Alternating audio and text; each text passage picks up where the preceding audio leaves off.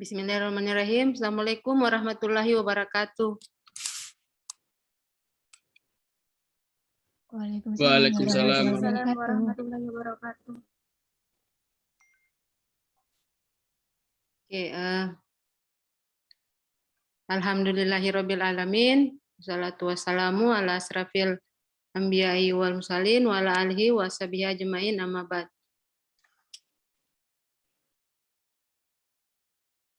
Hari ini kita akan mengadakan FGD dengan materi evaluasi manfaat fasilitas penyeberangan pejalan kaki. Kegiatan ini nanti akan dimoderatori oleh Bu Hilda Wildana Nur STMT dan narasumbernya adalah Ibu Insinyur Nur Hadijah Yunianti STMT. Untuk sebelum kita langsung mulai FGD ini, Ibu akan membacakan sedikit biodata dari Ibu Hilda sebagai moderator. Sekalian memperkenalkan Bu Hilda. Bu Hilda sekarang saat ini merupakan dosen arsitektur di Universitas Muhammadiyah Makassar. Dan beliau adalah lulusan dari S1-nya Universitas Hasanuddin, S2-nya di ITS. Ya, jadi sama-sama dari Surabaya.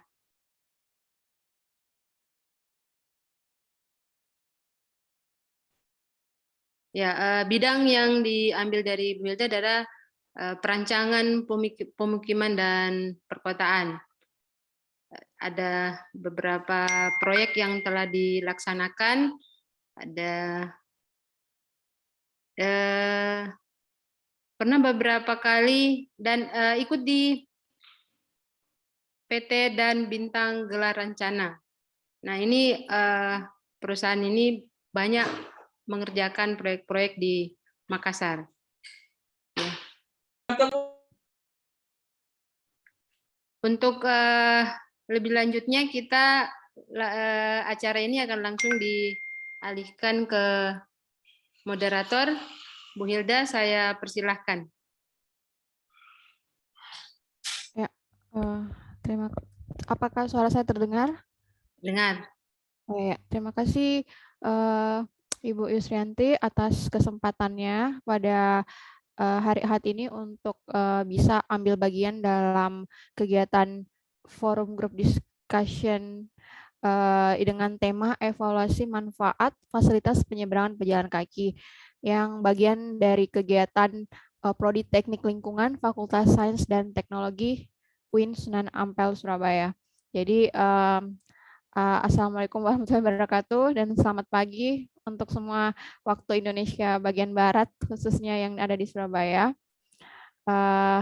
Saya waktu pertama kali langsung ditawari untuk jadi moderator, saya langsung iakan saya karena pertama karena judulnya cukup menarik dan kedua saya bisa berinteraksi lagi secara walaupun secara tidak langsung, tidak tatap muka, tapi melalui virtual dengan khususnya mahasiswa di UIN Sunan Ampel, Prodi Teknik Lingkungan Sains dan Teknologi. Mengawali FGD ini, saya akan memoderatori narasumber utama untuk FGD ini, Ibu Insinyur Nur Hadijah Yunianti STMT. Beliau ini CV-nya cukup panjang dengan pendidikan S1 menamatkannya di Universitas Hasanuddin, S2 juga di Universitas Hasanuddin dengan bidang dengan teknik sipil dengan kekhususan teknik sipil. Banyak sekali mungkin riwayat organisasinya. Jadi saya rasa untuk narasumber ini sangat kompatibel dengan judul dengan narasumber yang akan berlangsung kurang lebih 1,5 jam ke depan. Untuk Ibu Nur Hadijah, Ibu host ini berapa menit untuk presentasi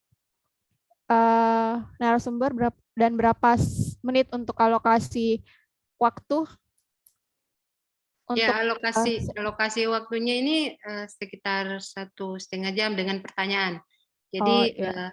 dipersilahkan Bu narasumbernya alokasikan materinya. Ya kurang lebih ya. Jadi kurang lebih maksimal 40 menit, 45 menit ya mungkin ya untuk narasumber memaparkan presentasinya. Ya, langsung saja mungkin Ibu Nur Hadijah untuk bisa share screen. Dan saya harap semua peserta bisa menyimak karena setelah materi ini akan dibuka sesi tanya jawab.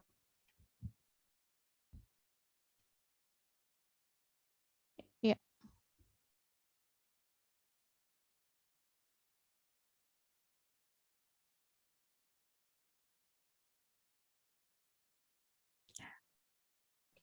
Maaf, halo, sudah kedengaran? Iya, terdengar Ibu.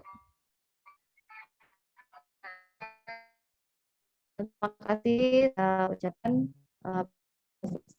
ucapkan pada Universitas Islam Negeri Sunan Ampel Surabaya yang sudah memberikan saya kesempatan untuk sedikit berdiskusi dengan adik-adik mahasiswa, utamanya dari program studi teknik lingkungan. Kemudian saya ucapkan terima kasih kepada Ibu Moderator Nur atas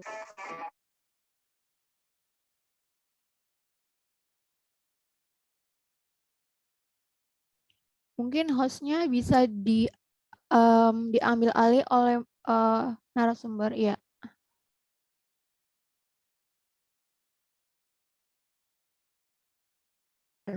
Sudah terlihat ya? Belum terlihat Bu. Mungkin diulang lagi untuk share screen-nya. Oh ya, baik. Ya.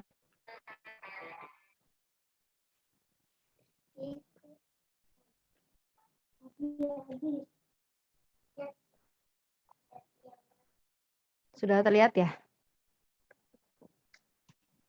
Iya, terlihat. Oke, terima kasih.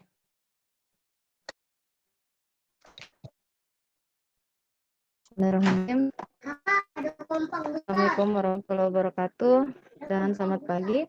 Hari ini kita akan saya pikir ini namanya sama judul kaitannya saja FGD. Ini kita akan lebih banyak sharing, baik saya sebagai pemateri maupun mungkin ada beberapa dosen yang bergabung dalam presentasi pada hari ini, dan utamanya kepada adik-adik mahasiswa yang menjadi peserta pada hari ini.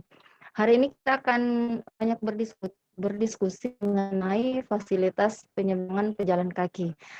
Baik, saya langsung saja. Jadi outline materi hari ini saya akan coba memaparkan ada secara garis besar, itu ada 4 aspek. Jadi yang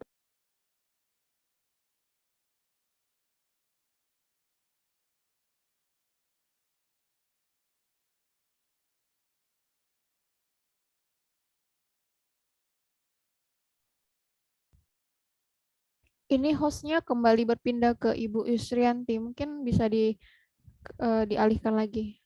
Ya. Ya, sudah. Ya. Bentar ya. Oke, mohon maaf, ini saya coba beralih jaringan dulu ya, soalnya agak. Oke, siap, lanjut. Bismillah.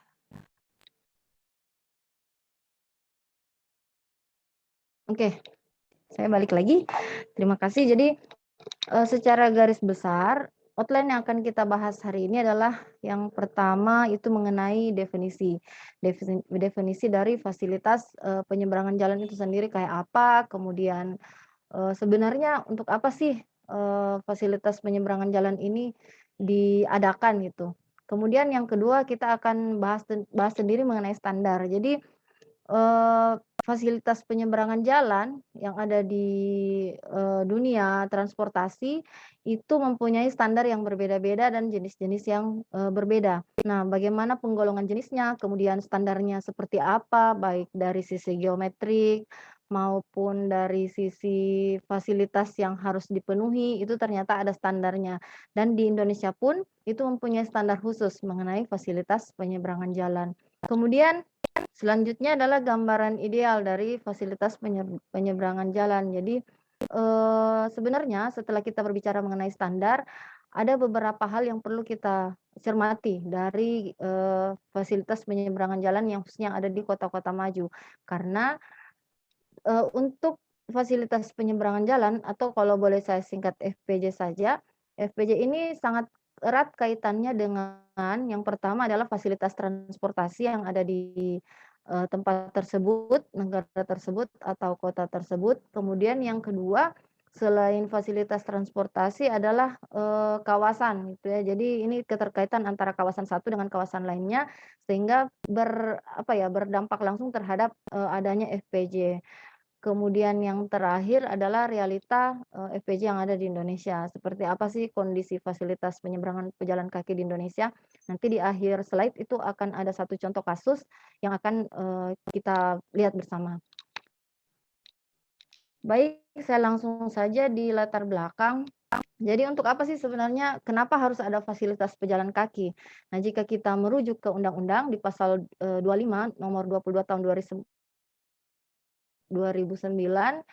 itu disebutkan bahwa setiap jalan yang digunakan untuk lalu lintas umum itu wajib dilengkapi dengan perlengkapan jalan berupa fasilitas baik untuk pejalan kaki maupun untuk penyandang cacat. Karena sejatinya kota ini adalah tempat bagi manusia untuk melakukan berbagai aktivitasnya. Nanti kita akan banyak kalau ada yang ingin bertanya mengenai kota secara khusus itu bisa langsung bertanya. Kebetulan moderator kita pada hari ini itu adalah salah satu pakar di bidang perkotaan. Nah, kemudian disampaikan bahwa kota yang baik itu adalah kota yang humanis. Humanis itu seperti apa? Jadi humanis itu adalah kota yang bisa menyediakan fasilitas yang ukuran dan dimensinya itu mengikuti skala manusia. Nah, termasuk di dalamnya untuk fasilitas pejalan kaki yang akan kita bahas pada hari ini. Kemudian kita masuk ke standar dulu ya. Jadi standar ini standar pelaksanaan untuk FPJ. Nah, untuk secara umum di hampir setiap sistem transportasi yang ada di dunia itu mempunyai standar FPJ. Nah, untuk di Indonesia khususnya itu pengembangan atau pembangunan FPJ itu akan didasarkan namanya pedoman yang dikeluarkan oleh Kementerian Pekerjaan Umum dan Perumahan Rakyat tahun 2018. Jadi di sini disinggung bahwa kemudahan akses bagi pejalan kaki itu meliputi beberapa fasilitas dan perencanaan fasilitas ini juga itu harus mempertimbangkan beberapa aspek. Nah, seperti itu. Kemudian perencanaan teknisnya itu dibahas secara lengkap di dalam pedoman pedoman perencanaan untuk penyeberangan jalan ini. Nah, jika adik-adik mahasiswa ingin mengetahui sebenarnya sedetail apa sih perencanaan fasilitas untuk pejalan kaki, jadi di pedoman ini bukan hanya penyeberangan yang dibahas, tapi mulai dari trotoar, kemudian penyeberangan jalan yang sebidang, tidak sebidang, maupun semua fasilitas baik pedoman ini yang dikeluarkan oleh Kementerian PUPera, utamanya di bidang Bina Marga. Nah, seperti itu. Selanjutnya, seperti yang sudah dibahas tadi, bahwa untuk perencanaan teknis bagi fasilitas pejalan kaki, jadi kita coba tarik dulu ke tema umum. Jadi kalau kita khusus tadi ke penyeberangan jalan gitu ya, fasilitas penyeberang jalan, sekarang kita coba kita tarik ke tema umumnya. Jadi ternyata penyeberang jalan ini itu merupakan bagian dari fasilitas pejalan kaki. Nah, ada beberapa hal, jadi tadi dikatakan di pedoman sebelumnya bahwa untuk merencanakan fasilitas bagi pejalan kaki, ada 3 aspek utama atau 3 prinsip yang harus diperhatikan bersama. Yang pertama adalah hendaknya perencanaan fasilitas ini memenuhi kriteria pemenuhan kebutuhan kapasitas. Jadi jika berbicara mengenai transportasi ya, karena fasilitas pejalan kaki ini adalah salah satu bagian dari transportasi, maka kita akan berbicara mengenai demand dan supply. Jadi seberapa banyak kebutuhan yang dibutuhkan oleh, misalnya kalau di sini kita berbicara secara khusus mengenai fasilitas pejalan kaki, maka sebesar itu keseimbangan antara demand dan supply pun termasuk di dalam perencanaan teknis fasilitas pejalan kaki ini. Demand yang harus dijadikan dasar untuk melakukan perencanaan fasilitas pejalan kaki. Prinsip yang kedua yang perlu kita adalah kontinuitas atau pemenuhan kebutuhan terhadap saudara kita yang jadi memenuhi ketentuan kontinuitas, kemudian persyaratan teknisnya, akses yang bisa kepada pejalan kaki yang seperti itu. Karena kita tahu sekarang rekan atau teman pengguna yang divaksin itu sudah harus divaksin. Bukan hanya dari satu sisi aspek, tapi seluruh aspek harus divaksin, termasuk jalan kaki ini, seperti itu. Kemudian aspek yang terakhir, nah ini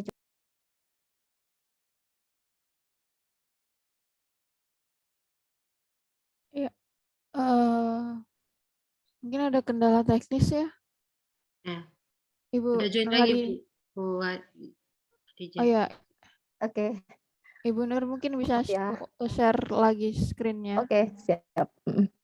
Mohon maaf ya Bu, ini soalnya tiba-tiba aja nggak bagus jaringannya, padahal tadi cukup bagus.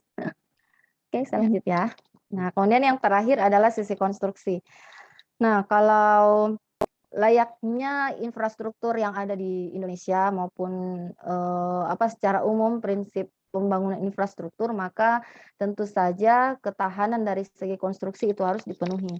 Nah, untuk melakukan atau mengetahui sejauh mana konstruksi yang baik, kemudian material seperti apa yang diperlukan dalam membangun atau membuat fasilitas pejalan kaki, maka tentu saja itu membutuhkan pedoman-pedoman lain. Jadi dalam hal ini kita membutuhkan pedoman atau cara membangun konstruksi yang baik terhadap fasilitas pejalan kaki. Tentu saja itu harus memenuhi kriteria keamanan struktur. Kayak gitu. Oke, kita lanjut lagi. Nah, seperti apa sih kelengkapan fasilitas pejalan kaki yang yang disebutkan di dalam pedoman tadi? Jadi secara garis umum itu ada 2 kelengkapan fasilitas pejalan kaki. Yang pertama adalah jalur pejalan kaki. Jalur pejalan kaki yang biasa disebut dengan trotoar. Nah, ini adalah jalur pejalan kaki yang disediakan itu sepanjang koridor jalan. Seperti itu, yang memudahkan memberikan akses kepada para pengguna jalan, utamanya pejalan kaki, untuk memenuhi tujuan perjalanan utama mereka. Jadi misalnya seperti ini, untuk menghubungkan antara satu koridor kendaraan umum dengan kendaraan lain seperti yang dipersyaratkan itu maksimal 50 meter, maka diperlukanlah koridor untuk memberikan akses bagi pejalan kaki untuk mengakses ya misalnya satu stasiun ke stasiun lain. Nah, seperti itu. Kemudian yang kedua, untuk fasilitas pejalan kaki dalam pedoman yang disebutkan tadi, itu adalah penyeberangan. Nah, di sini kita akan membahas dari penyeberangan ini. Jadi ternyata penyeberangan itu ada 2. Jadi ada penyeberangan sebidang dan penyeberangan yang tidak sebidang. Kemudian seperti apa penyeberangan sebidang itu? Kita lihat. Jadi penyeberangan sebidang itu adalah penyeberangan ya yang kriteria perencanaannya itu tentu saja melibatkan yang namanya jumlah pejalan kaki yang dinyatakan dalam notasi P, kemudian V ini adalah arus kendaraan tiap jam dalam 2 arah. Ya. Kenapa seperti itu? Karena namanya saja penyeberangan. Jadi penyeberangan itu dia lokasinya atau kondisinya adalah bersilangan dengan arus lalu lintas, sehingga seberapa besar kebutuhan jalan untuk dibuatkan fasilitas penyeberangan sebidang ini, itu sangat bergantung terhadap berapa besar orang yang akan menggunakan fasilitas ini, dan yang kedua adalah berapa cepat kendaraan yang yang melewati jalan tersebut, seperti itu. Kemudian jenis-jenisnya kayak apa? Nah, persimpangan sebidang ini kalau kita ingin berbicara jenis itu ada banyak. Namun yang pertama kita harus tahu dulu persyaratan teknis dari persimpangan sebidang. Jadi seperti yang dijelaskan tadi bahwa ada 2 faktor utama yang perlu dipertimbangkan ketika melakukan perencanaan terhadap persimpangan sebidang, ada P dan ada V. Nah, seperti yang terlihat pada slide. Jadi untuk menentukan jenis penyeberangan seperti apa, nah itu dibagi menjadi beberapa kriteria. Yang pertama adalah jumlah arus pejalan kaki jika nilainya antara 50 sampai 1.100 orang per jam dengan kecepatan kendaraan rata-rata antara 300 hingga 500 jumlah kendaraan per jam. Maka rekomendasinya adalah zebra cross atau pedestrian platform. Kemudian selanjutnya jika P750 jumlah kendaraan per jam, jumlah kendaraan, jadi yang tadi bukan arus tapi jumlah kendaraan per jam, maka rekomendasinya adalah zebra cross dengan lapak tunggu.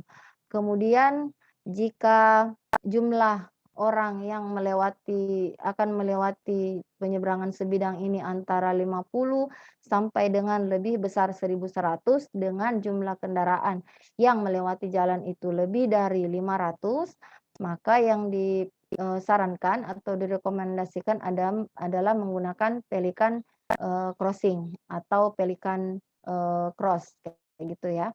Kemudian yang selanjutnya, jika ternyata kendaraannya itu lebih besar dari 750, maka yang digunakan adalah pelikan dengan lapak tunggu.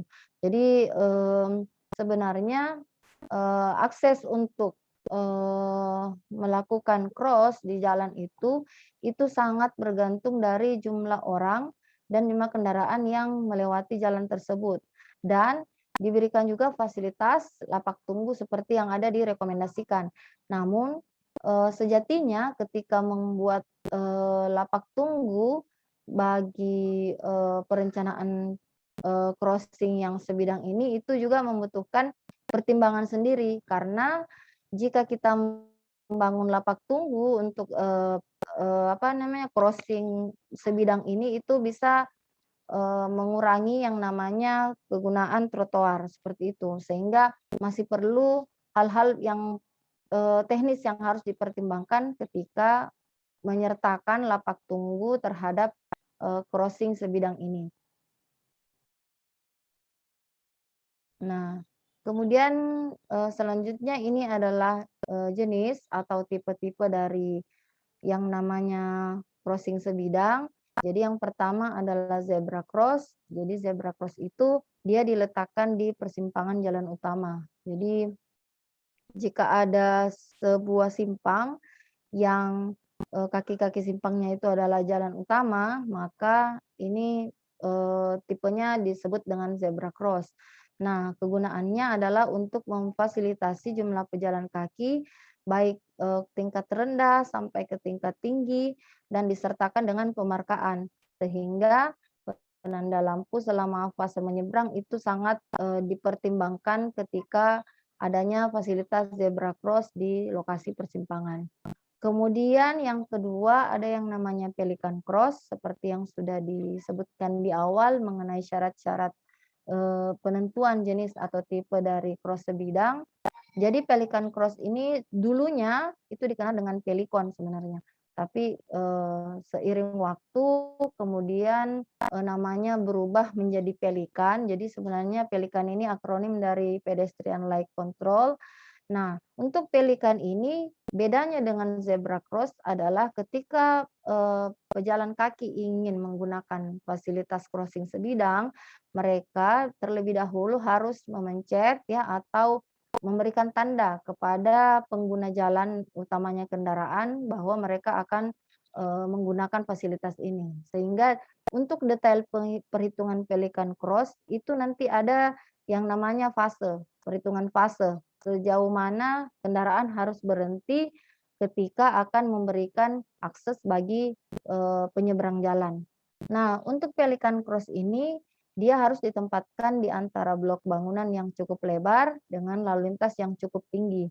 Kemudian yang kedua, penyeberangan jalan itu bisa dilakukan dengan memencet tombol yang otomatis, di mana otomatis ketika tombol ini dipencet ya, maka akan memberikan sinyal dengan lampu lalu lintas untuk memberikan tanda kepada kendaraan untuk berhenti. Kemudian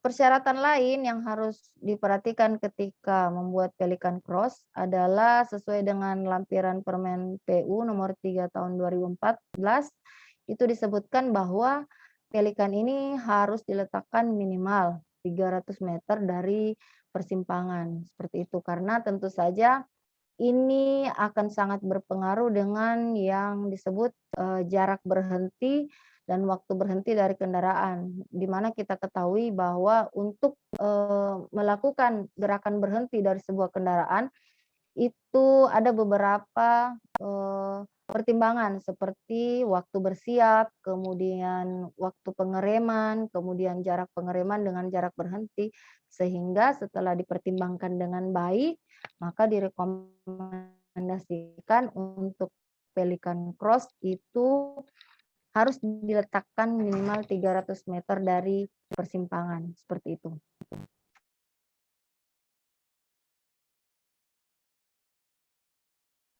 Oke, kemudian kita lanjut lagi.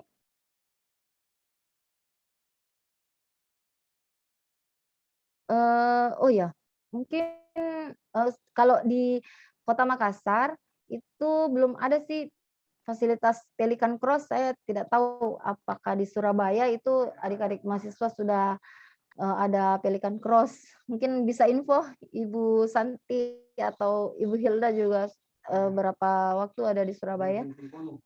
Di depan kantor wali kota Surabaya. Oh, ada. Ya, Ya. alun-alun, sekitar situ banyak ya. Oh Sudah iya, Masya Allah. kalau di UI depan Winsa ada. Mungkin kalau yang sudah pernah ke kampus ada di seberang Jalan Ayani.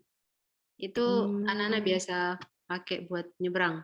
Buat nyebrang. Oh, Ya, Masya biasanya Allah. mungkin ada yang baru tahu kalau itu sebutannya pelikan.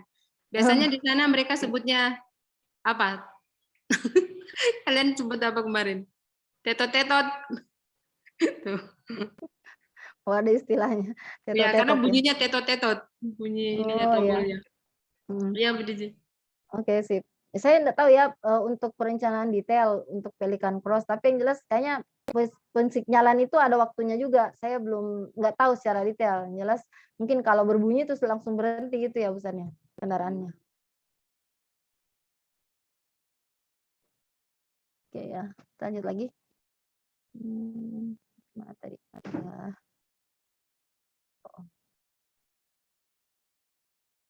Oke.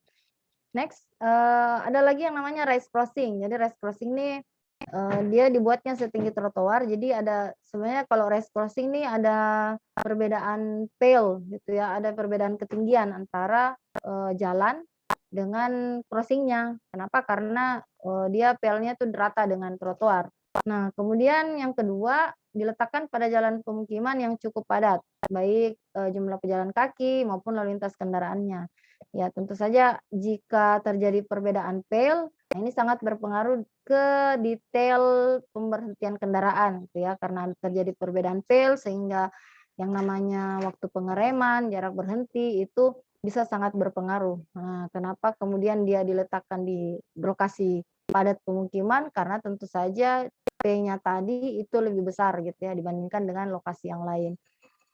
Kemudian yang selanjutnya, race crossing ini bisa diletakkan pada area dengan aktivitas komersil yang tinggi dan jalan-jalan kecil yang terhubung langsung dengan jalan yang lebih besar. Mungkin misalnya seperti lokasi di depan pasar seperti itu. Ini cukup efektif gitu untuk memberikan akses bagi penyeberang jalan gitu, ketika akan melewati atau menyeberangi jalan yang dengan kondisi cukup padat lalu lintas.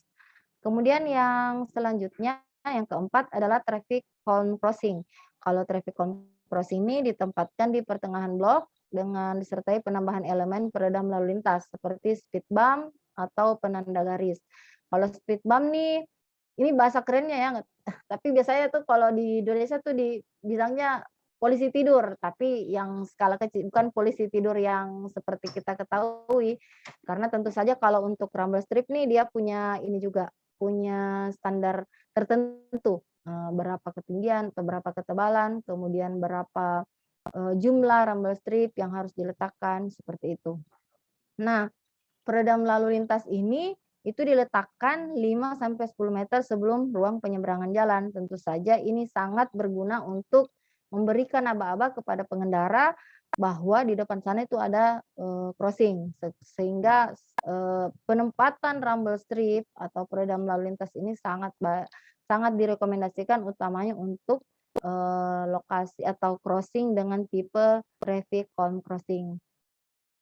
Kemudian next-nya adalah stage crossing. Kalau stage crossing ini dia hampir sama dengan mana tadi? Hampir sama dengan hampir sama dengan race crossing karena untuk stage crossing dia juga mempunyai perbedaan ketinggian dengan jalan. Jadi dia tidak sejajar dengan jalan, tapi bedanya adalah kalau untuk stage crossing itu dibuat dengan kondisi 2 arah lalu lintas. Jadi kalau bedanya yang race crossing tadi dia untuk 1 arah, kalau stage crossing dia untuk 2 arah lalu lintas.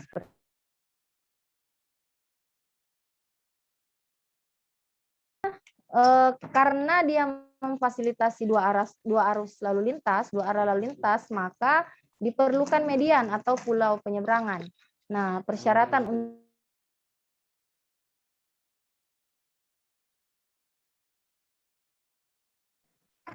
sehingga karena dia ada 2 arah gitu ya, 2 arah lalu lintas, maka diperlukan tentu saja ada tergantung jalannya sih, tapi kebanyakan untuk stage crossing ini dia penamaannya pada jalan yang mempunyai median, seperti itu.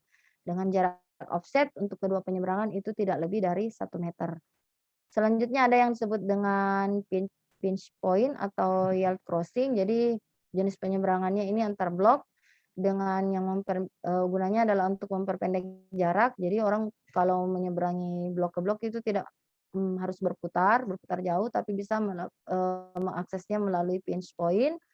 Kemudian ini minimal ruang kendaraan yang disisakan di antara 2 area pejalan kaki itu adalah 3,5 meter. Kalau pinch point atau yield crossing ini biasanya dia untuk tata kota yang menurut saya yang ada di luar negeri gitu, karena dia sistemnya per blok gitu ya.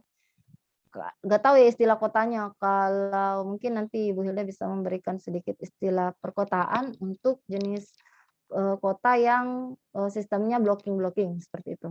Oke, kita lanjut lagi. Kemudian jenis selanjutnya adalah persimpangan yang tidak sebidang. Nah, kenapa sih harus ada persimpangan yang tidak sebidang? Nah, ternyata ada beberapa hal yang menyebabkan perlunya untuk mengadakan penyeberangan yang tidak sebidang. Jadi yang pertama, jika ternyata fasilitas penyeberangan sebidang itu sudah mengganggu arus lalu lintas yang ada. Jadi jika kita balik lagi ke standar bahwa ada P dan V, ternyata P-nya itu sudah sangat besar sehingga cukup mengganggu untuk arus lalu lintas yang melewati jalan tersebut.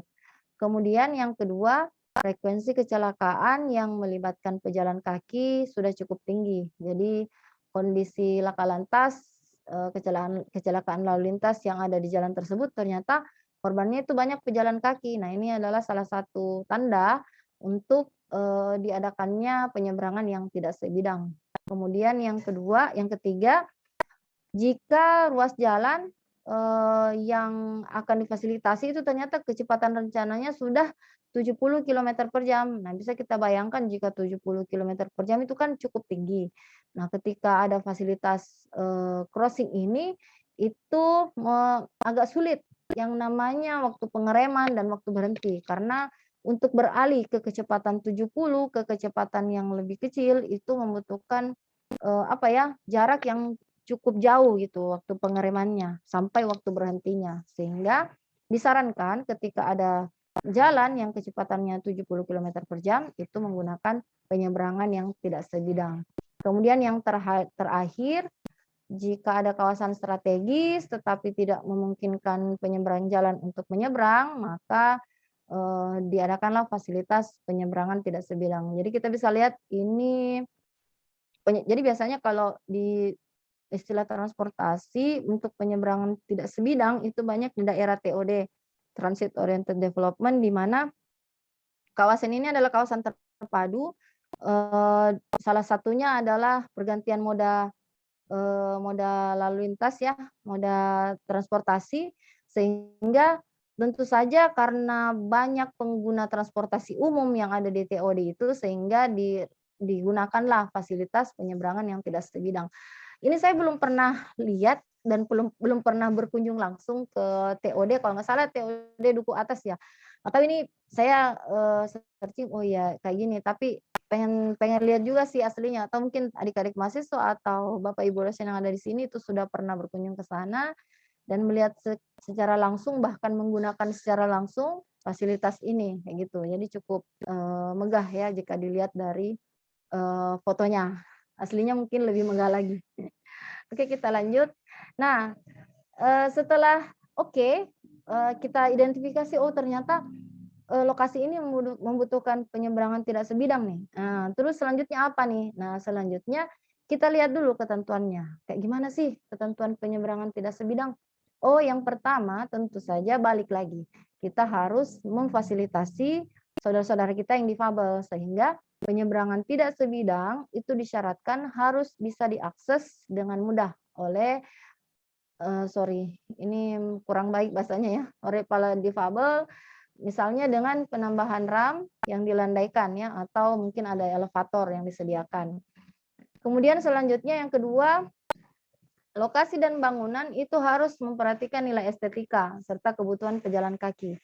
Dan yang terakhir, fasilitas penyeberangan itu harus dilengkapi dengan pencahayaan yang baik yang bisa meningkatkan keamanan bagi para pejalan kaki. Jadi masih ingat dulu, ini kalau kita flashback ke beberapa tahun lalu, itu dulu ada jembatan penyeberangan ya, mungkin di beberapa kota, tapi sayangnya kemudian berganti gitu, kegunaannya kemudian berganti sebagai lokasi bahkan lokasi berjualan, kemudian mungkin dia teralih fungsi menjadi lokasi banyak ini peminta-minta gitu ya, misalnya, kemudian bahkan menjadi pusat atau tempat terjadinya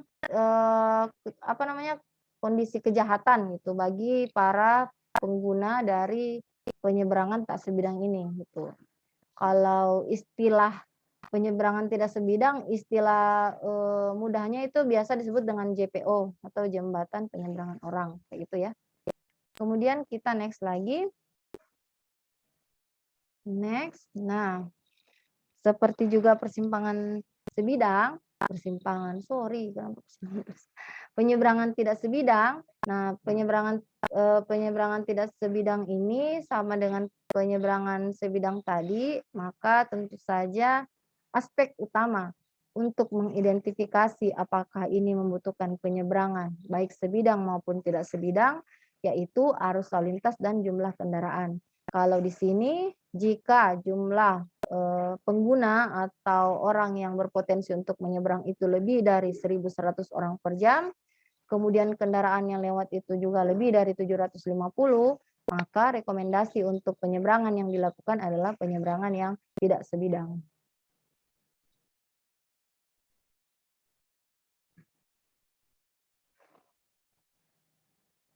Oke, next ini adalah tipe-tipenya atau jenis dari penyeberangan tidak sebidang. Yang pertama ada yang namanya JPO. Jadi jembatan penyeberangan pejalan kaki yang merupakan bangunan jembatan yang berfungsi untuk menyeberangkan pejalan kaki dari satu sisi ke sisi yang lain. Kemudian yang kedua, tentu saja ini ada persyaratan teknis ya. Persyaratan teknis seperti yang sudah disebutkan tadi, kalau masalah struktural itu pakai pedoman yang lain. Tapi secara umum, tadi ketentuan yang sudah disebutkan di awal bahwa ada 3 aspek yang perlu diperhatikan. Kemudian selanjutnya adalah terowongan. Jadi terowongan ini dia konstruksinya harus cukup kuat, kemudian dia harus mempertimbangkan fasilitas sistem aliran udara, karena yang namanya terowongan berarti dia ada PL-nya atau ketinggiannya itu di bawah tanah gitu ya. Kemudian persyaratan teknis lainnya adalah lebar minimal itu 2,5 meter, kemudian bisa juga diperuntukkan untuk jika diperuntukkan untuk para pengguna sepeda, maka lebar minimalnya harus 2,75. Selanjutnya, bagaimana sih sebenarnya mobilitas pejalan kaki saat ini?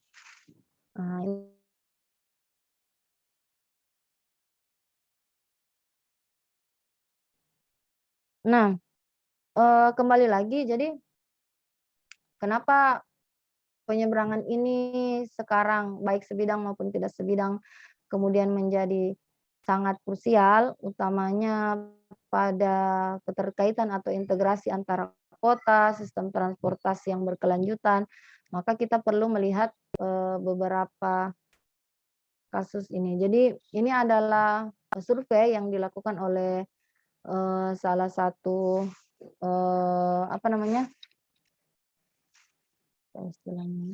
Jadi salah satu perusahaan yang sangat concern membahas mengenai transportasi. Jadi penelitian ini dilakukan oleh ITDP Indonesia. Jadi mereka melakukan survei 24 jam itu di wilayah Kebayoran Baru mengenai profil mobilitas yang tidak bermotor. Nah, kita bisa lihat bahwa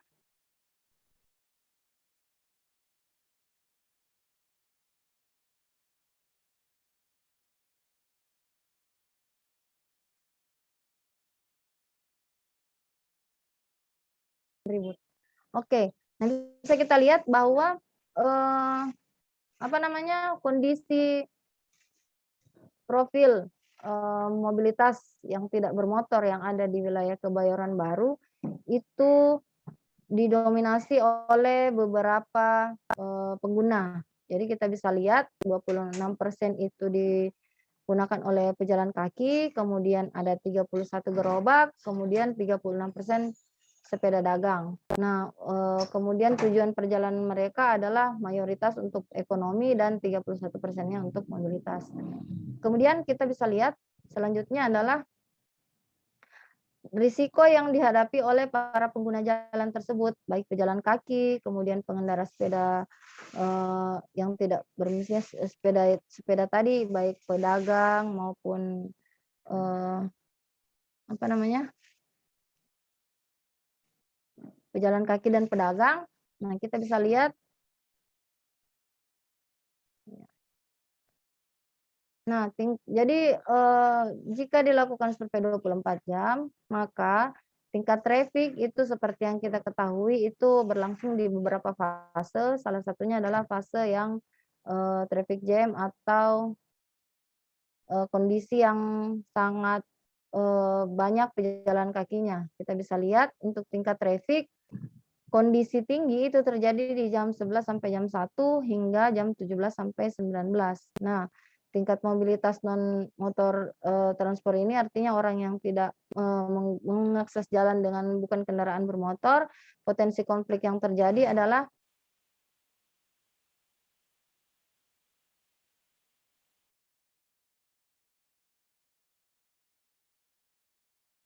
Nah, kita bisa lihat jadi ada okupansi ruang trotoar dan jalur sepeda, kemudian okupansi ruang trotoar dan jalur sepeda yang menyebabkan kecelakaan lalu lintas.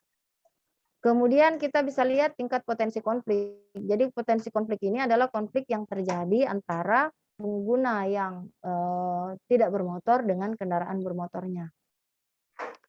Next, kita bisa lihat ini adalah beberapa pengguna jalan yang diidentifikasi dalam survei ini. Jadi ada pejalan kaki, kemudian pengguna sepeda, kemudian pengguna gerobak. Nah, dari sekian pengguna jalan yang ada di wilayah Kebayoran Baru, ternyata inilah potensi pola pergerakan yang dihasilkan. Kita bisa lihat ada gerakan menyeberang lurus, kemudian ada yang menggunakan zebra cross dengan jarak pendek, kemudian ada yang memotong diagonal yang beririsan dengan jalur lalu lintas, kemudian ada perhentian di tengah, kemudian ada yang menyeberang lurus mengikuti jalur sepeda.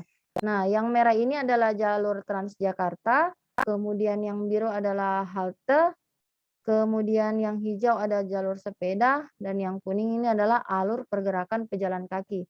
Dapat kita lihat ada berapa banyak potensi konflik yang terjadi di wilayah Kebayoran Baru ini, sehingga yang namanya perencanaan akses penyeberangan jalan bagi pengguna lalu lintas, bagi pejalan kaki ini sangat diperlukan ya, karena kita bisa lihat ini adalah survei yang dilakukan di Kebayoran Baru, kita bisa lihat begitu banyak potensi konflik yang bisa terjadi di wilayah ini, seperti itu. Oke. Sorry ya. Nah, kayak gitu ya. Jadi ini yang perlu kita perhatikan bersama sehingga kita bisa lihat ini adalah, nah ini seperti apa kebutuhan ruang mereka untuk meminimalisir kondisi keselamatan yang bagi pengguna jalan ini, bagi pejalan kaki ini. Nah, ini kita bisa lihat penyeberangan sebidang adalah jawabannya. Karena sering seperti ini. Untuk menggunakan yang namanya tipe yang tidak sebidang atau JPO, itu kadang-kadang orang malas untuk mengakses karena satu membutuhkan waktu untuk naik ke JPO, kemudian yang kedua adalah untuk aksesibilitas bagi pengguna gerobak dan sepeda itu masih sangat masih sangat sulit seperti itu, sehingga sampai saat ini solusi yang paling efektif kalau menurut penelitian ini yang dilakukan oleh ITDP itu adalah persimpangan yang sebidang, karena itu tadi lebih cepat, lebih singkat, lebih pendek, dan lebih aman, seperti itu. Namun bila zebra cross dihilangkan, JPO ini harus memfasilitasi beberapa kepentingan pejalan kaki, seperti misalnya pengguna gerobak, pengguna sepeda, ataupun yang lain-lain, seperti itu. Oke, saya kira demikian pemaparan saya, mudah-mudahan bisa ditangkap oleh adik-adik sekalian, mahasiswa yang ada di sini. Saya kembalikan ke Ibu Moderator. Ya, terima kasih Ibu narasumber, Ibu Nur Hadijah. Ya, pas kurang lebih 50 menit untuk sesi pemaparannya. Jadi itu tadi walaupun ini ada beberapa insight baru ya yang kita tahu, jenis-jenis istilah yang mungkin kita setiap hari sudah sempat mengalaminya, tapi kita tidak tahu istilah tertentunya, istilah teknisnya.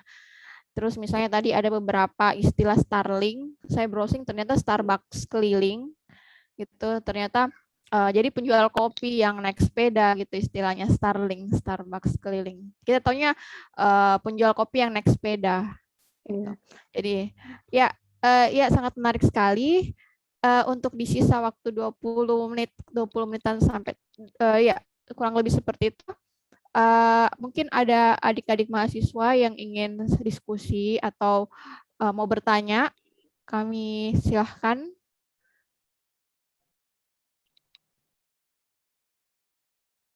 Bisa melalui chat atau bisa langsung bertanya langsung. Ada yang bertanya? Ya, itu gimana? Oh iya, Ibu, permisi, mau izin bertanya. Ya, silahkan. Alfiadi. Ya, baik, perkenalkan nama saya Alfiadi Putra, saya izin bertanya. Tadi kan udah dijelasin ya, yang tentang yang yang kayak tempat buat penyeberangan jalan yang tadi lupa saya ya. Nah, itu kan pasti ada kayak efek sampingnya atau ada kekurangannya lah. Itu misalkan apakah biasanya ya kalau yang saya ketahui ini menurut pengalaman saya itu sering melihat gitu loh, apa ada orang menyeberang udah pakai yang otot-otot itu, tapi kayak misalkan pengendara itu nggak mau berhenti, terus akhirnya terjadi kecelakaan. Nah itu cara mengatasinya itu bagaimana? Apakah tidak ada cara lain selain pakai itu? Kalau ya gitu dulu sih. Ya, terima kasih.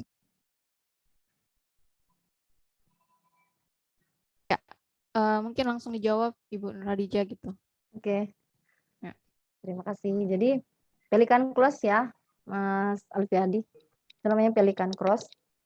Bahasa kerennya totot-totot ya.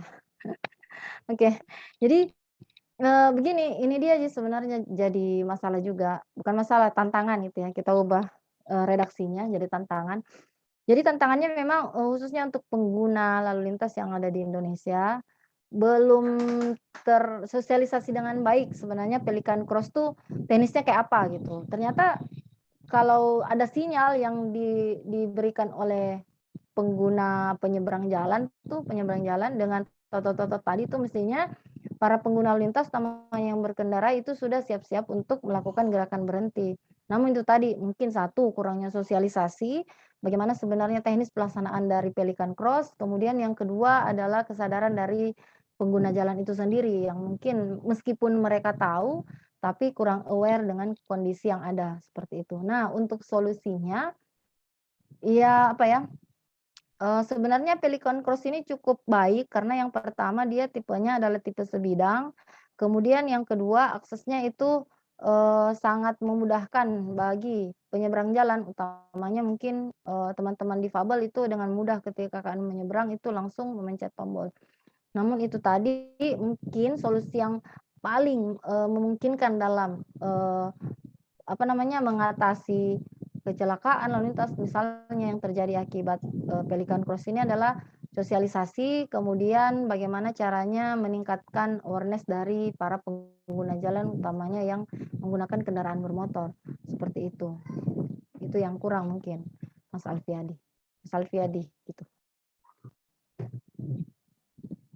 Ya, ya, jadi intinya mungkin sosialisasi ya sama dan kesadaran masing-masing pengguna jalan.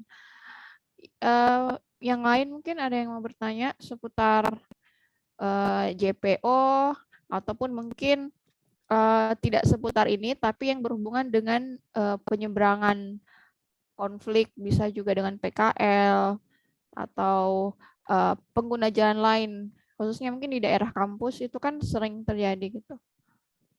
Ada yang mau bertanya? Mbak ini atau Mas?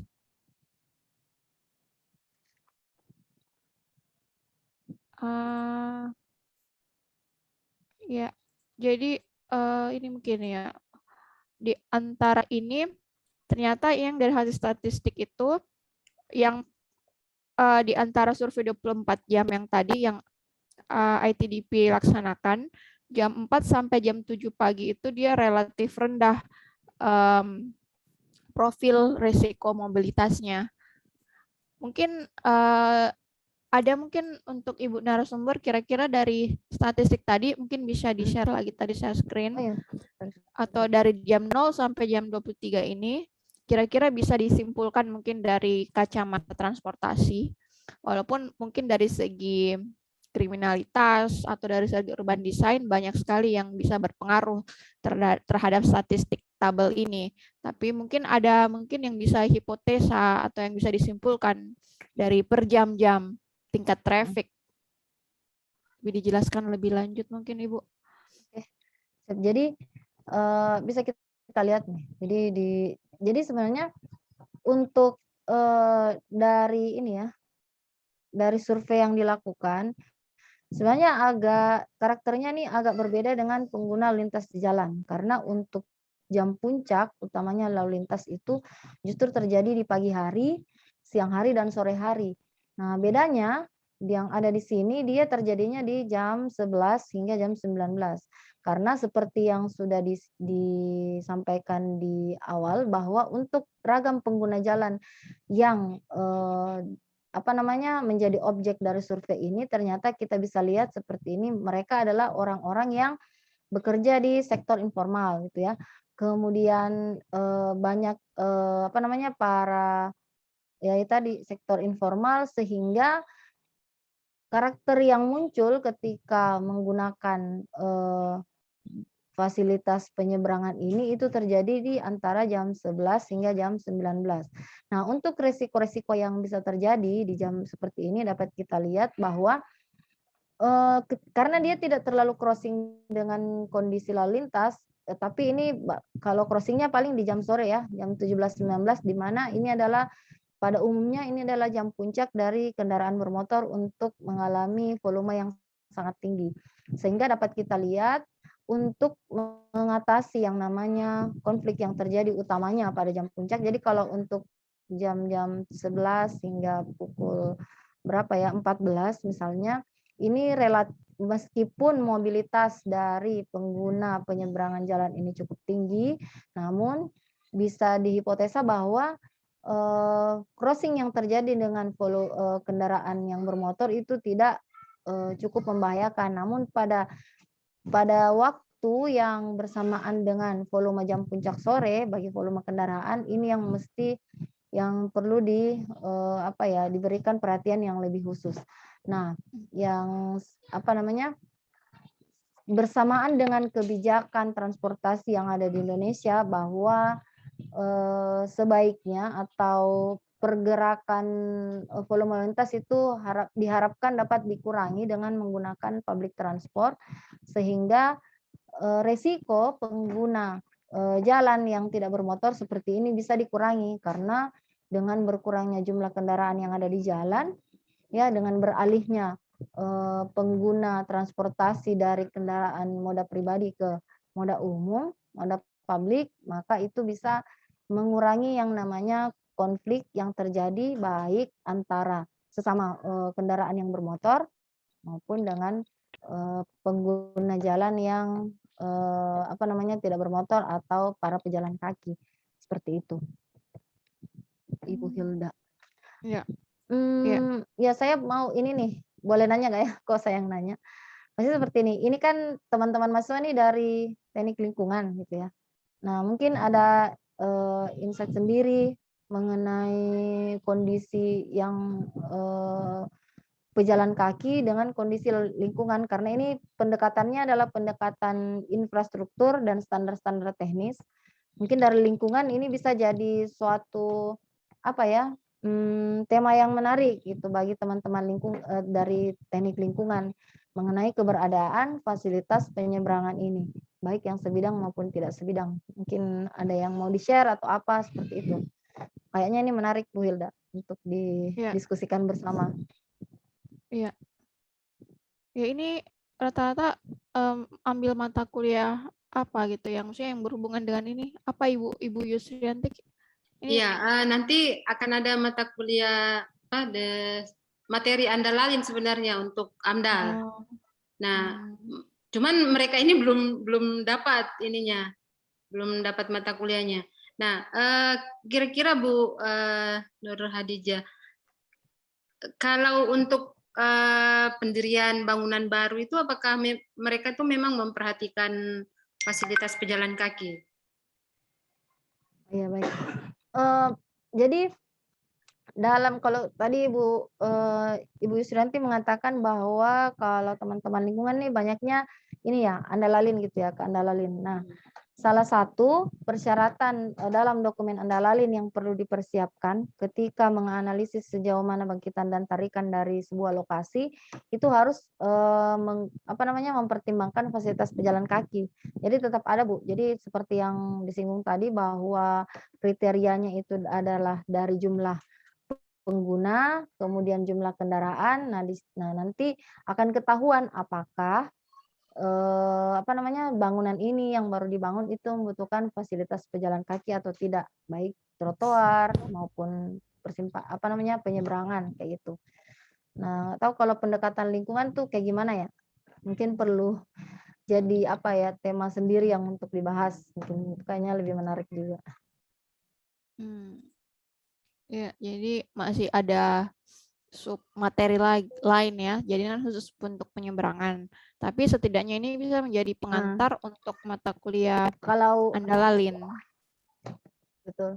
Kalau boleh usul nih Ibu Yus dan Ibu Hilda, ini bisa jadi webinar nih. Jadi ini kan Ibu Hilda kan kebetulan arsitektur dan kota. Ini jadi bisa pendekatannya dari arsitektur dan kota mengenai penyeberangan ini. Nah, dari teman-teman Winsa mungkin bisa lebih nanti ke lingkungannya gitu. Pembahasan mengenai apakah efektif, maksudnya pengaruh terhadap lingkungan dari penyeberangan jalan ini.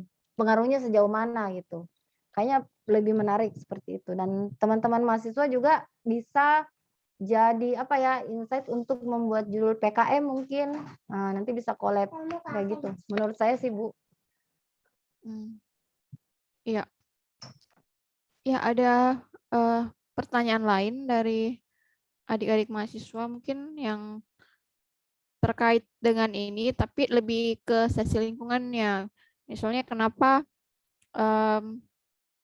apakah ada ada inovasi membuat penyeberangan lingkungan, penyeberangan, tapi dia memfasilitasi lingkungan. Misalnya di penyeberangan itu kayak misalnya di beberapa yang saya lihat itu di kanan kiri itu dia tetap ada vegetasinya atau dia berbentuk kanopi kayak gitu. Itu kan mungkin salah itu atau inovasi, walaupun ada yang pernah kami lihat dia bagian dari integrasi dari suatu taman. Jadi pergola gitu, dia menyeberang tapi orang tetap merasakan mengurangi reduksinya. Jadi dia hanya pergola vegetasi sepanjang beberapa meter, itu kan bisa satu usulan mungkin dari segi lingkungan. Terus mungkin juga untuk dari terowongan, kenapa itu tuh kalau mungkin ada kesan lain-lain, kalau orang kan mungkin di terowongan itu orang kayak kesannya tertekan kayak gitu. Sebenarnya mungkin dari segi transportasi apakah cukup dengan misalnya untuk kalau ada motor juga, saya lupa tadi untuk jarak 2,75 meter itu terowongan mungkin supaya tidak terlalu kesan kayak tertekan, terkungkung, itu mungkin ada standarnya. Ya, jadi kalau saya jawab langsung, Bu ya. Iya. Jadi motong. Ya, jadi kalau dari teknis maksudnya untuk teknis pembuatan teknis syarat trotoar itu sebagai penyeberangan memang dipersyaratkan hanya 2,5 untuk pejalan kaki dan 2,75 untuk kendaraan untuk cycling atau sepeda gitu, karena memang tidak disarankan untuk kendaraan bermotor kayak gitu, Bu. Jadi kalaupun misalnya mau lebih luas atau lebih lebar mungkin bisa saja dilakukan, artinya secara teknis itu sudah aman gitu. Nah, ini mungkin yang jadi perhatian khusus yang seperti Ibu Hilda sampaikan, mungkin ada vegetasi atau apa peredam suara dan lain-lain. Tapi kalau dari pendekatan sisi teknis, yang teknis banget tuh syaratnya cuma itu sih sebenarnya, sama persyaratan struktur tentu saja, kayak kekuatan material atau apa gitu, kekuatan struktur dan lain sebagainya, kayak gitu. Ya, untuk terowongannya sendiri mungkin, Bu, karena apa ya, kalau apakah ini termasuk terowongan yang antara TOD, karena misalnya TOD kan banyak gitu, terowongan bermacam-macam, dia terbuka atau dia dalam bentuk terowongan, bahkan ada yang sampai 3 lantai ke bawah mungkin di terowongan gitu. Apakah ada prasyarat mungkin yang dari segi selain mungkin dari segi struktur atau ya jaraknya, atau terserah mungkin yang sekarang dalam segi konstruksi, karena kami tahu kan cuma dia setelah TOD pasti akan ada bentuk terowongan, apa dia underground kah? Ya. Jadi kalau persyaratan secara detail yang Ibu Hilda sampaikan itu memang udah larinya ke struktur, Bu, karena sudah berbicara mengenai space, kemudian struktural tuh misalnya berapa beban yang harus dipikul oleh struktur terowongan yang akan dibuat kayak gitu. Jadi dia tuh sudah masuk ke ranah struktur. Kalau dari secara pedoman untuk didekati dari sisi untuk penyeberangan saja, itu hanya syarat minimal yang harus dipenuhi seperti itu tadi. Nah, kalau untuk sifatnya lebih detail itu sudah masuk ke pembahasan ranah struktur. Jadi misalnya ternyata terowongannya tuh sangat lebar gitu kondisinya gitu bukaannya. Nah, itu sudah masuk ke ranah struktur karena di struktur tuh memang di apa namanya diatur secara detail. Jadi dia sudah masuk ke apa namanya analisa kekuatan, kemudian analisa apa ya ketahanan gempa dan lain-lain itu sudah masuk di ranah struktur kayak gitu. Kalau dari ranah transportasi emang cuman persyaratan minimal tadi yang harus dipenuhi kayak gitu. Ya. Ya, terima kasih. Mungkin ada yang mau bertanya ini sebelum kita closing mungkin karena sudah mau mendekati di Surabaya kayaknya sudah mulai duhur kan 11:30 kayak gitu juga. Ya, ada yang mau bertanya? Izin bertanya. Ya, silakan. Ya, sebelumnya sedikit cerita aja. Kebetulan saya domisili Surabaya dan saya sering banget lewat di daerah Jalan Tunjungan. Nah, di situ di depannya Siola itu kan ada Pelikan Cross. Nah, nggak jauh dari situ di depannya Hotel Majapahit itu juga ada Pelikan Cross. Jadi ada 2 Pelikan Cross yang jaraknya nggak terlalu jauh dan di daerah Tunjungan, di Jalan Tunjungan itu kan mobilitas kendaraan bermotornya cukup padat dan dengan kecepatan yang sekitar 40 sampai 60 km mungkin ya. Nah, dan juga di Jalan Basuki Rahmat. Di Jalan Basuki Rahmat itu di dekat Taman Apsari, sebelumnya ke Taman Apsari itu juga ada Pelikan Cross dan dulunya sampai sekarang sih awalnya itu ada jembatan penyeberangan di dekatnya SD Taman Apsari itu. Nah, sebelum ada Pelikan Cross itu ada jembatan penyeberangannya. Nah, tapi setelah di Pelikan Cross ini udah mulai dipasang di daerah Surabaya, di Jalan Basuki Rahmat itu ditambahi juga 2 Pelikan Cross. Jadi di Jalan Basuki Rahmat itu ada Pelikan Cross pertama, jembatan penyeberangan, ya jembatan penyeberangan yang di atas itu sama Pelikan Cross lagi. Nah, pertanyaan saya, ketentuan pemasangan FPJ ini bagaimana ya Bu? Apakah jarak penyeberangan jalan yang terlalu dekat itu mempengaruhi juga atau bagaimana? Terima kasih. Ya. Jadi kenapa gitu tidak terlalu jauh ada lagi gitu dan bagaimana mungkin efeknya kenapa sampai persyaratannya. Baik, jadi saya terima kasih pertanyaannya Mbak, panggilannya siapa ya? Mbak Nurdiana. Mbak Nur. Ya. Terima kasih ya pertanyaannya Mbak Nur. Jadi untuk ketentuan antar Pelikan Cross yang dipersyaratkan itu di pedoman itu tidak dijelaskan secara rinci. Namun penentuan rekomendasi untuk menggunakan atau menempatkan Pelikan Cross di daerah tertentu itu sangat bergantung dari persyaratan teknik seperti ini. Gitu.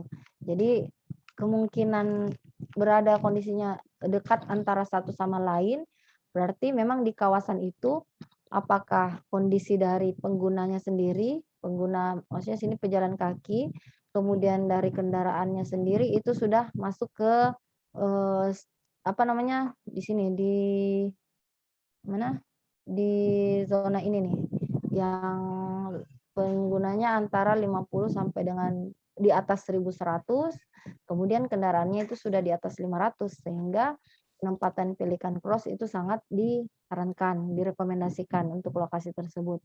Untuk jarak antar satu pelikan dengan pelikan lain itu tidak ada persyaratan teknis sih sebenarnya. Jadi memang pure bergantung pada kondisi arus lalu lintas, ya arus lalu lintas penyeberangan dalam hal ini pejalan kaki dan dari arus lalu lintas kendaraan yang bermotor tersebut. Seperti itu Mbak Nur. Iya, apakah terjawab Mbak Nurdiana? Iya Bu, sudah terjawab. Terima kasih. Ya. Yang lain mungkin? Ya, mungkin ini saya cuman biasa sering sekali mendengar pedestrian. Padahal pedestrian itu mengacu pada orangnya. Jadi kalau Anda mau bilang jalur pejalan kaki, Anda bilang jalur pedestriannya. Karena pedestrian itu orangnya. Jadi pedestrian, sama Anda mungkin bilang musician, berarti orangnya yang bermusik. Sedangkan pedestrian sebagai informasi berasal dari kata bahasa Yunani, pedal. Artinya yang bergerak. Jadi kalau Anda mungkin naik sepeda, itu kan pedal. Jadi berasal dari kata itu. Jadi itu mungkin dari segi morfologi bahasa. Saya juga pernah di tahunnya itu dari pas belajar bahasa Inggris, kebetulan mentor saya, jadi dia selalu bilang, kenapa orang Indonesia tuh bilang pedestrian, padahal pedestrian itu orangnya. Anda jadi kalau Anda mau bilang trotoar, bilang jalur pedestrian atau pedestrian way. Nah, jadi ini cuma menjelaskan secara penyebutan. Ya, ada yang lain mungkin? Atau saya sudah bisa kembalikan ke Ibu Yusrianti sebagai host? Ya, Ada mungkin tanggapan? ada yang mau cerita pengalaman menyeberangnya? Nggak ada? Nggak ada. Ini nggak tahu Ibu, nggak tahu ini semuanya tinggal di Surabaya atau ada yang di luar Surabaya? Nggak tahu kalau di luar Surabaya mungkin menyeberangnya aman-aman saja mungkin ya. Atau tapi justru kadang di daerah malah kecepatan kendaraan itu lebih tinggi biasanya. Apalagi kalau posisinya itu berada di depan jalan nasional ya. Ya, nggak ada lagi yang mau menanggapi? Sudah? Sudah cukup? Oke. Ya. Oke, jadi ya mungkin bisa saya simpulkan saja secara umum. Jadi JPO itu jembatan penyeberangan itu ada yang sebidang. Sebidang itu yang satu elevasinya, sedangkan yang tidak sebidang itu ada perbedaan ketinggiannya. Yang sering kita taunya itu JPO, atau bisa dia lebih naik ke atas elevasinya jembatan penyeberangan, atau dia malah ke bawah elevasinya dalam bentuk underground atau terowongan. Jadi itu yang tidak sebidang. Kemudian setiap penempatan untuk jembatan saya kira harus merunut dengan standar yang tadi, berapa jumlah orangnya per jam, berapa volume kendaraannya, dan juga kalau mungkin dari segi tata ruang itu harus ditahu peruntukan zoning-zoningnya. Walaupun mungkin di situ ramai, tapi yang ramainya itu bukan orangnya, tapi lebih banyak ke kendaraannya. Jadi intinya memang volume pedestriannya orangnya sendiri. Dan persyaratannya itu tadi ada beberapa jenis. Anda mau pakai pelikan saja atau yang normal, yang manual saja, jadi jalur pedestrian, zebra cross dan seterusnya. Ya, terima kasih atas kesempatannya untuk bisa mengarahkan FGD ini. Saya kembalikan saja mungkin ke Ibu Yusrati. Terima kasih. Ya, terima kasih Bu Hilda dan Bu Nur Hadijah. Terima kasih atas kehadirannya, sudah datang di forum grup discussion ini. Karena memang kami di Techlink ini nantinya kan saya juga yang ngajar Andalalin sebenarnya. Itu bagian dari AMDAL. Nah, nanti kalau sebenarnya ya mungkin yang perlu diundang itu yang sudah ngambil AMDAL ya. Tapi rata-rata yang sudah ngambil AMDAL itu biasanya mereka lebih fokus ke TA karena sudah ke tahap akhir. Jadi nanti juga paling mungkin nggak tahu ini masih ingat nggak nanti ini materinya kalau pas kita andalalin ya. Tapi setidaknya nih hari Minggu kalian menambah pengetahuan jadi tahu istilah pedestrian. Ibu juga baru nggak kalau istilah pedestrian itu ya. Ada yang mau disampaikan? Nggak ada? Coba kameranya bisa dibuka dulu, kita foto. Nggak apa-apa kalau belum mandi.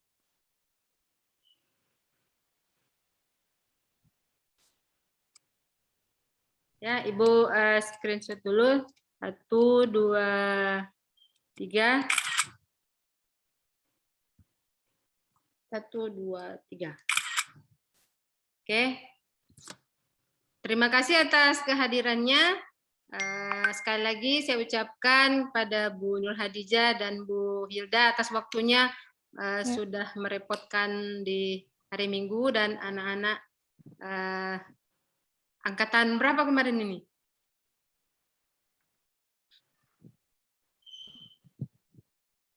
Ya. 2020, Bu. Ya, 2020. Ini saya sebenarnya juga belum tatap muka langsung sama mereka karena generasi pandemi, ya.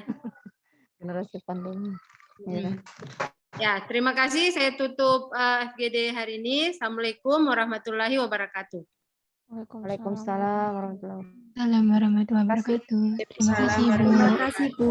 Terima kasih, Bu. Ya, Atas terima kasih. waktunya. Terima kasih, Bu. Yuk. Oke, saya N ya. Pesan. Saya N. Silakan, Bu. Kita